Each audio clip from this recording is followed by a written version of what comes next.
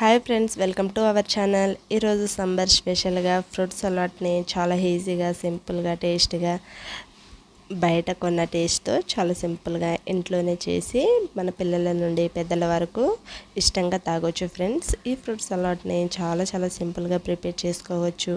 పిల్లలైతే చాలా ఇష్టంగా తాగుతారు. కలర్ఫుల్గా ఉంటుంది.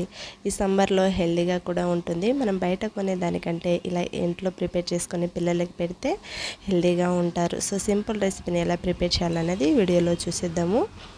దీనికోసం స్టవ్ మీద ఒక కడాయి పెట్టుకొని దీంట్లో 1/2 లీటర్ పాలని తీసుకోవాలి.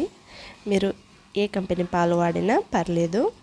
సో 1/2 లీటర్ పాలని తీసుకొని హీట్ చేసుకోవాలి.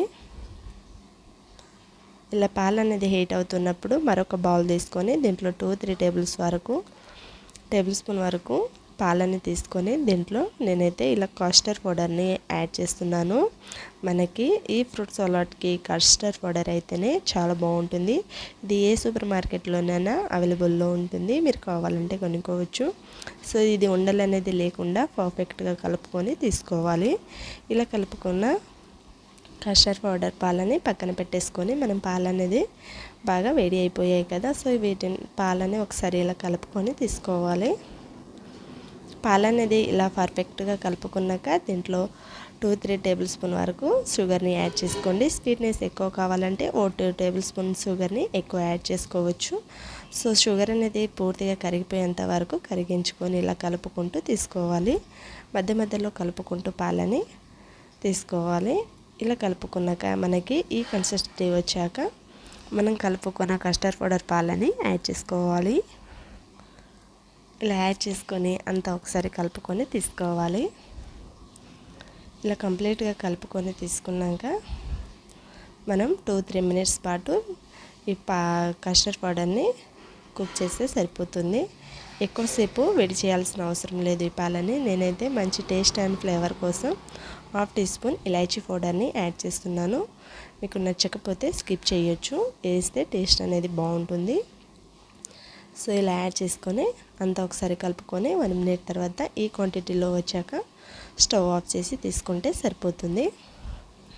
స్టవ్ ఆఫ్ చేసేసి మనం దానికోసం కొన్ని ఫ్రూట్స్ని అయితే నేను తీసుకున్నాను. దానిమ్మ గింజలు, black grapes, green grapes, banana తీసుకున్నాను. మీరు కావాలంటే కొంచెం పపాయ, యాపిల్ పీసెస్ని కూడా యాడ్ చేయొచ్చు. సో ఒక బౌల్ తీసుకొని పూర్తిగా చల్లారిపోయాక ఒక బౌల్లోకి యాడ్ చేసుకొని దీంట్లో మనం ప్రిపేర్ చేసుకున్న కావాల్సిన అన్ని ఫ్రూట్స్ని యాడ్ చేసుకోవచ్చు. నేనైతే గ్రేప్స్ని యాడ్ చేశాను. దానిమ్మ గింజలు, బనానా పీసెస్ని ఇలా కట్ చేసి యాడ్ చేసుకోవాలి. బ్లాక్ గ్రేప్స్ని అయితే నేను ఇలాగే యాడ్ చేస్తున్నాను. మీరు కావాలంటే కట్ చేసి కూడా యాడ్ చేయొచ్చు. సో వీటినంతా ఇలా ఒకసారి కలుపుకొని తీసుకోవాలి. ఇలా కంప్లీట్గా కలుపుకొని తీసుకున్నాక దీన్ని 1 అవర్ 2 అవర్స్ పాటు ఫ్రిడ్జ్లో పెట్టుకొని కూల్గా తాగితే టేస్ట్ అనేది చాలా బాగుంటుంది. అచ్చం బయట కొన్నట్లే ఉంటుంది ఫ్రెండ్స్. ఎంతో రుచికరమైన టేస్టీ ఫ్రూట్ సలాడ్ని ఇంట్లోనే సింపుల్గా హెల్తీగా ప్రిపేర్ చేసుకున్నాం కదా. సో ఈ హెల్తీ రెసిపీని మీరు ఒకసారి డెఫినెట్గా ట్రై చేయండి. ట్రై చేశాక మీకు ఎలా కుదిరిందో కామెంట్ సెక్షన్లో నాతో షేర్ చేయడం మాత్రం మర్చిపోకండి ఫ్రెండ్స్. మన ఛానల్ని తప్పకుండా సబ్స్క్రైబ్ చేయండి. ఇలాంటి హెల్తీ రెసిపీస్ డైలీ అప్లోడ్ చేస్తూ ఉంటాము.